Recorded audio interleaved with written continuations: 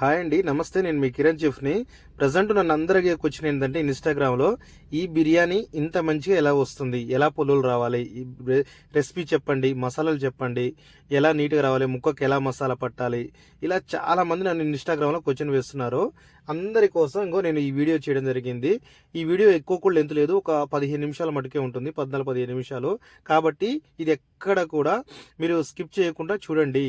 విషయం ఏంటంటే ఈ ప్రజెంట్ నేను ఒక 6 కేల వరకు రైస్ తీసుకున్నాను. 6 కేలకు ఎంత పడుతుందో, ఎంత మసాలో, 6 కేల చికెన్, 6 కేల రైస్ స్టార్ట్ చేశాను. అదంతా మీకు క్లియర్గా చెప్తాను. ఒక్కసారి అయితే మీరు స్కిప్ చేయకుండా చూడండి. ఫస్ట్ వచ్చేసి రైస్లో XXX రైస్ తీసుకోండి. XXX రైస్ ఎందుకంటే రైస్ బాగా పొడుగు వస్తుంది. ఈ XXX రైస్ వచ్చేసి బాగా 3-4 సార్లు వాష్ చేసి 30-40 నిమిషాల వరకు నానబెట్టాలి. రైస్ నానబెట్టడం వల్ల ప్లస్ ఏముంటుందంటే మంచిగా రైస్ పొడుగు వస్తుంది, ప్లస్ పలుకు అనేది ఉండదు. బిర్యానీ కూడా తొందరగా అయ్యే అవకాశం ఉంది. అందుకే 30-40 నిమిషాల మధ్యన కంపల్సరీ బిర్యానీ రైస్ నానబెట్టండి. ఈ బిర్యానీ రైస్ నానే లోపల మనం ఏం చేయాలంటే బిర్యానీకి మసాలా బాగా రావాలి కాబట్టి బ్రౌన్ ప్యాజ్లో మామూలుగా తెల్ల ఉల్లిగడ్డ తీసుకోకండి, ఎర్ర ఉల్లిగడ్డ తీసుకోండి. ఎర్ర ఉల్లిగడ్డ బెనిఫిట్ ఎందుకు ఉంటుందంటే ఎర్ర ఉల్లిగడ్డ బాగుంటుంది. ఇంకోటి తెల్ల ఉల్లిగడ్డ తొందరగా వాడిపోతుంది, ఎర్ర ఉల్లిగడ్డ వాడదు. అందుకే ఎర్ర ఉల్లిగడ్డ తీసుకోండి. ఎర్ర ఉల్లిగడ్డ తీసుకొని బ్రౌన్ ప్యాజ్లో మనం ఆయిల్లో వేసుకొని బ్రౌన్ ప్యాజ్ చేయాలి. ఈ బ్రౌన్ ప్యాజ్ కూడా ఎలా ఉండాలంటే లైట్గా కొంచెం ఎర్రగా అవుతుందో అనే టైప్లో అప్పుడే తీసేయాలండి. అప్పుడు తీసేస్తే ఏమవుతుందంటే మంచిగా అవుతాయి బ్రౌన్ ప్యాజ్ మంచిగా అవుతాయి. మరీ ఎర్రగా అయిననుకో ఆ బయట తీసే లోపల మగ్గుతాయి, మళ్ళీ నల్లగా అవుతాయండి. అందుకే ఎర్ర ఉల్లిగడ్డ తీసుకోండి. ఈ ఉల్లిగడ్డలో ప్లస్ ఏంటంటే బిర్యానీలో మసాలా బాగా వస్తుంది మంచిగా. అంటే మన గ్రేవీ లేకపోయినా సరే కానీ ఈ ఉల్లిగడ్డ వల్ల ఉపయోగం, గ్రేవీ లేకపోయినా సరే కానీ మంచిగా ఆ మసాలా ఆ వైట్ రైస్ కలుపుకోవచ్చు. అంత ఉపయోగం ఉంటుంది ఈ ఉల్లిగడ్డ. అందుకే ఉల్లిగడ్డ ఎంత ఎక్కువ వేసుకుంటే ఎంత అంటే బ్రౌన్ ప్యాజ్, ఉల్లిగడ్డ కాదు, ఇలా బ్రౌన్ ప్యాజ్, ఆయిల్లో వేసిన బ్రౌన్ ప్యాజ్ ఇలా వేసిన దాన్ని ఎంత ఎక్కువ వేసుకుంటే అంత గట్టిగా ఉంటుందండి. అందుకే ఉల్లిగడ్డ ఎక్కువ వేసుకోవాలి. ఉల్లిగడ్డ ఎక్కువ వేసుకుంటే బాగుంటుంది. మామూలు బిర్యానీ రైస్లో ఎక్కువ వేసుకోవాలి. ఇంకో చూసారు కదా నేను ఎలా తీస్తున్నానో, ఒక వైట్ పేపర్ తీసి వైట్ పేపర్లో వేస్తున్నాను. వైట్ పేపర్లో ఎందుకు వేస్తున్నానంటే దీనికి ఆయిల్ పడుతుంది, ఆయిల్ కూడా నీట్గా వెళ్ళిపోతుంది, మంచిగా ఉల్లిగడ్డ కూడా పొల్లులు ఉంటుంది. అందుకే నేను కంపల్సరీ ఇలా వాడతాను, ఇలా కంపల్సరీ వాడతానండి. నెక్స్ట్ వచ్చేసి ధనియాలు. ఈ ధనియాలు ఉంది కదా, ఈ ధనియాలు లైట్గా వేంపాలి, ఉండి లేనట్టు ఏదో ఒక సెగ కోసం అంతే వేపి ఇలా మిక్సీలో పట్టుకోవాలి. ఏదైనా సరే కానీ మనం కొనుక్కొచ్చినవి వాడకపోతే చాలా బెస్ట్. మసాలాల పొడులు కానీ ఏది కానీ నేనైతే మ్యాక్సిమం అలాంటివి వాడనండి, అలాంటి చెత్త. ఎందుకంటే కొనుక్కొచ్చిన అసలు టేస్ట్ ఉండట్లేదు ఈ మధ్యన. అల్లం కూడా చూసారు కదా, అల్లం నా సొంతంగా నేను కట్ చేసుకొని, ఎల్లిపాయలు కూడా మంచిగా ఉన్నాయి. ఇలా కాదు బ్యాడ్ చెత్త ఎల్లిపాయలు కాదు, మంచిగా ఎల్లిపాయలు తీసుకొచ్చి నేను కట్ చేసుకుంటానండి. కట్ చేసుకొని అల్లం వెల్లిపాయ కూడా అప్పటికప్పుడు పట్టుకుంటాను. అప్పటికప్పుడు కూడా పట్టుకున్న అల్లం వేరు ఉంటుంది, మనం పట్టి ఫ్రిడ్జ్లో పెట్టి 10 రోజులు వాడింది అట్లా బాగుండదు. పచ్చిమిర్చి మనం 2 విధాలుగా వాడుకోవచ్చు అండి. ఆయిల్లో ఏంపి వాడుకోవచ్చు, ఎంపకుండా వాడుకోవచ్చు. నేను డైరెక్ట్గా అయితే పెరిగేసి కొంచెం సాల్ట్ వేసి అందులో పట్టానండి పచ్చిమిర్చి అల్లం పట్టాను కదా. నెక్స్ట్ వచ్చేసి బిర్యానీకి నిమ్మరసం ఎందుకంటే బిర్యానీలో నిమ్మరసం ఎందుకు పోస్తారంటే కొంతమందికి ఉప్పు కారం ఏది ఉన్నా సరే కానీ, ఉప్పు కారం అటు ఇటు అయినా సరే, ఫస్ట్ వీక్ అయినా సరే కానీ నిమ్మరసం అనేది అన్నింటిలో కవర్ చేస్తుంది. అందుకే మంచి నిమ్మకాయలు, లావున నిమ్మకాయలు చూసుకొని నిమ్మరసం పిండాలి. నిమ్మరసం పిండుకుంటే నిమ్మరసం అన్ని విధాలుగా బాగుంటుంది. ఇక నెక్స్ట్ కొత్తిమీర వచ్చేసి కొత్తిమీర కటింగ్ అయిపోయింది కదా, కొత్తిమీర ఇలా సన్నగా కట్ చేసుకొని పుదీనా కూడా కట్ చేసుకోవాలి. ఈ కొత్తిమీర పుదీనా ఉపయోగం ఏంటంటే మసాలాలో కొంచెం అక్కడక్కడ మసాలా ఉంటుంది కదా, దానికి ముక్కకు ఉడికిన తర్వాత పడితే మాత్రం ఎక్సలెంట్ ఉంటుంది. అవి 2 వాటర్లో వేసిన తర్వాత వాటర్లో వేసి ఉంచుకున్న తర్వాత మనం చూసాం కదా, ఇప్పుడు బిర్యానీకి వాటర్ పెట్టుకున్నాం. అందులో నేను ఎక్కువ మసాలాలు కూడా వేయలేదు, మీకు గమనించారా? ఈ స్టార్ పువ్వు ఉంది కదా, ఈ స్టార్ పువ్వు అనేది బిర్యానీలో చాలా అనవసరం అండి. కొంతమంది తెలియక వేస్తారు కానీ ఎక్కువ వేయద్దు స్టార్ పువ్వు బిర్యానీలో. నేను 6 కేలకు ఒక 3 స్టార్ పువ్వుల కన్నా ఎక్కువ యూజ్ చేయను. ఇది ఉంది కదా, ఈ పువ్వు ఏదో అంటారు, దీన్ని ఏదో కైండర్ సంథింగ్ ఐడియా రావట్లేదు. ఇదైతే స్టార్ పువ్వు అంటారు, అది వచ్చేసి అనాస పువ్వు అంటారు. ఈ అనాస పువ్వు మాత్రం వేస్ట్ అండి, అది వేస్ట్. బిర్యానీలో ఎందుకు ఉండదో అది ఏందో కూడా నాకు అర్థం కాదు ఇప్పటికీ. బిర్యానీ ఆకు అయితే కంపల్సరీ వాడాలండి, ఏ బిర్యానీ వేసినా కూడా. ఈ బిర్యానీ ఆకు వల్ల ప్లస్ పాయింట్ ఏముంటుందంటే ముక్క తొందరగా ఉడుకుతుంది, ప్లస్ బిర్యానీ రైస్ కూడా కొంచెం బాగా వస్తుంది. అందుకే బిర్యానీ బాగానే ఉంటుందండి. నెక్స్ట్ ఇందులో దొడ్డుప్పు వేసాను కదా, చూసుకున్నారు కదా, దొడ్డుప్పు కూడా మీకు సరిపోయేంత నేను 6 కేల దగ్గర వేసుకున్నాను. మళ్ళీ దాంట్లో కొంచెం నేను పట్టిన అల్లం వేసాను, కొద్దిగా పచ్చిమిర్చి ముక్కలు, ఇంకో ఆయిల్ వేసాను చూడండి. ఆయిల్ ఒకటే చుక్క వేసుకోవాలి. ఆయిల్ ఒకటే చుక్క ఎందుకంటే రైసు నీట్గా పుల్లులు మనకు రైస్ తీస్తున్నప్పుడు పుల్లులు రావాలి. అప్పుడు బాగుంటుంది బిర్యానీ రైస్ మెత్తగా కానియదు. దానివల్ల చాలా అంటే చాలా ప్లస్ ఉంటుంది. అందుకే నేను ఆయిల్లో ఒక్క చుక్క ఆయిల్ వేసుకున్నానండి. ఆయిల్ వేసుకున్న తర్వాత చూసారు కదా స్కిన్లెస్ చికెన్ నీట్గా దానికి నీట్గా కడిగి 1-2 సార్లు వాష్ చేసి దానికి ఏమన్నా చిన్న ఈకలు కూడా ఉంటాయండి. ఒక్కోసారి చికెన్ వాళ్ళు కూడా కొవ్వు లాంటిది అలా ఉంటుంది, అన్నీ తీసేసి ఇంకో ఫస్ట్ సాల్ట్ తగినంత మీకు అనుభవం ఉండాలండి, కొంచెం సాల్ట్ అనేది అవగాహన ఉండాలి. నెక్స్ట్ వచ్చేసి కారం చూసుకున్నారు కదా, నేనైతే కరాని కారం ఆడుతున్నాను. ప్రజెంట్ కరాని కారం బాగానే ఉంది. పసుపు, ఉప్పు, కారం ఈ 3 వేసానండి ఇప్పుడు ప్రజెంట్ నేను. తర్వాత వచ్చేసి మనం ఇందాక బ్రౌన్ ప్యాస్ చేసాం కదా, పేపర్లో వేసిన బ్రౌన్ ప్యాస్ తీసుకొని ఒక బౌల్లో వేసుకున్నానండి. ఈ బ్రౌన్ ప్యాస్ వేస్తున్నాను ఇప్పుడు ప్రజెంట్. బ్రౌన్ ప్యాస్ వేసాను కదా. నెక్స్ట్ వచ్చేసి కొత్తిమీర, పుదీనా. ఇది వాటర్లో వాష్ చేయాలి కంపల్సరీ. ఎందుకంటే కొత్తిమీర, పుదీనాలో కొంచెం రాళ్ళు వస్తున్నాయి ఈ మధ్యన, అది చూసుకోవాలి. ఇగో ఇది మెంతాకు అండి. ఈ మెంతాకు కూడా కంపల్సరీ రాయి ఉంటుంది మెంతాకులో. అప్పుడు కూడా మనం కొంచెం ఒక బకెట్ తీసుకొని ఆ బకెట్లో వాటర్ పోసుకొని అది కూడా వాష్ చేసుకుని వేయాలి. ఈ కొత్తిమీర, పుదీనా, మెంతాకు అనేది మనం పట్టుకొని కూడా అందులో వేయచ్చండి. పట్టుకొని వేంపి లైట్గా వేసి ఇంకా టేస్ట్ వస్తుంది. కాకపోతే అంత అవసరం లేదు. నా మటుకైతే నేను వేయనండి ఎప్పుడు కూడా, అంత అవసరం కూడా లేదు. ఇంకో నిమ్మకాయలు కంపల్సరీ జారి పెట్టాలండి. ఈ చిన్న దాని వల్ల కూడా మనకి ఏమైతుందో చెప్పనా, ఆ చిన్న ఎత్తు పడితే అక్కడ చేదు వస్తుంది బిర్యానీ ముక్క కానీ ఏది కానీ. అందుకే జాగ్రత్తగా పట్టిన అల్లం, మనం పట్టుకున్న అల్లం కొంచెం పసుపు వేసి పెట్టానులేండి, అందుకే అది ఎల్లో కలర్ పడుతుంది.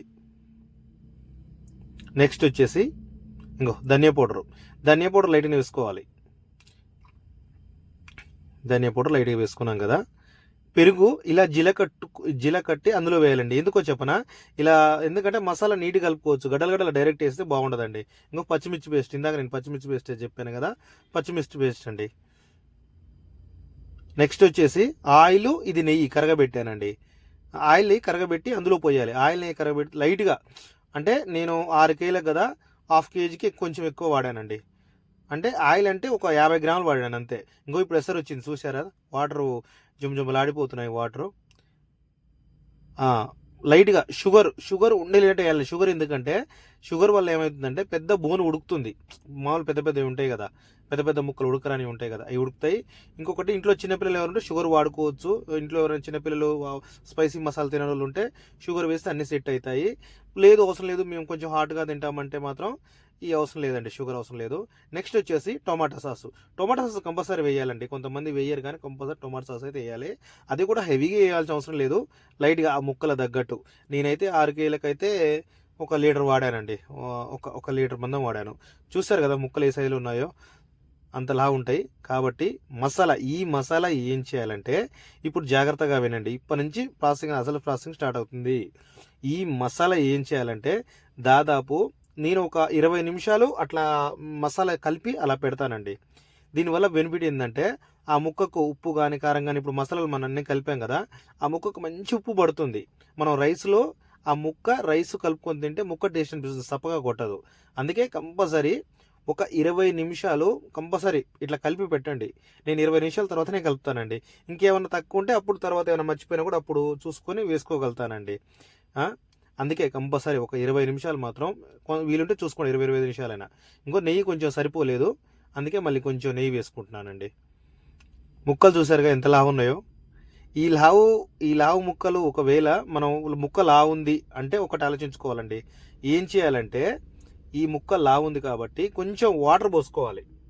వాటర్ పోసుకోవడం వల్ల బెనిఫిట్ ఏముంటుందంటే బిర్యానీ అడుగు పట్టదు. దానివల్ల ఇంకా మసాలా బాగా వస్తుంది. అందుకే వాటర్ పోయడం వల్ల పెద్ద ముక్కలు కూడా నీట్గా ఉడుకుతాయి. చూసారు కదా, నేను కొంచెం ఆయిల్ తగ్గింది, అందుకే మళ్ళీ ఆయిల్ కొంచెం నెయ్యి ఈ 2 వేసుకున్నాను. ఇందాక కొంచెం వేసుకున్నాను, మొత్తం వేసుకోలేదు. అందుకే అంత మళ్ళీ చూసుకొని వేసుకుంటున్నానండి.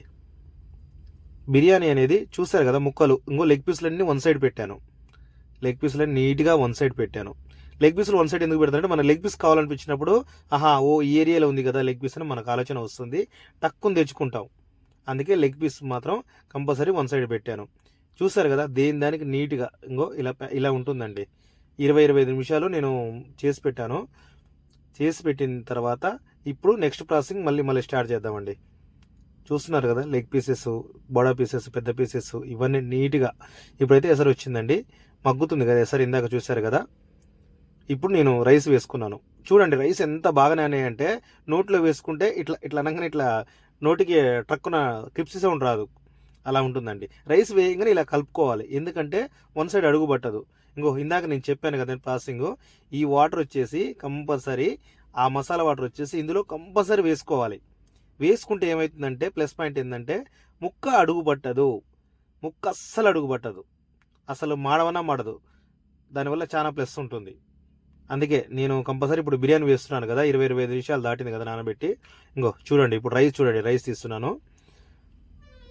ఆ రైస్ వచ్చేసి మన ఫస్ట్ వాయి ఉంది కదా, ఫస్ట్ వాయి తీసేటప్పుడు 60% బయలు కావాలి అంతే, జస్ట్ 60% అయిపోయింది కదా. ఫస్ట్ వాయి 60%, చాలా పలుకుండాలి ఫస్ట్ సారి తీసేటప్పుడు, చాలా అంటే చాలా పలుకుండాలి బిర్యానీ. చూసారు కదా, బియ్యం కంటే కొంచెం ఎక్కువ ఉన్నాయి. రైస్ కొంచెం పొడుగ్గానే తీసాను నేను,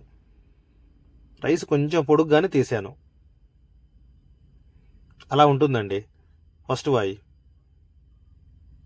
సెకండ్ వాయి వచ్చేసి కొంచెం 60 కంటే 70% తీయాలి, కొంచెం మళ్ళా 70% అట్లా తీయాలి సెకండ్ వాయి వచ్చేసి. అంటే మనకు తెలిసిపోద్దండి, రైస్ పొడుగ్గానే ఫస్ట్ తీయాలి, తర్వాత కొంచెం గుంజుకొని మళ్ళీ తీయాలి.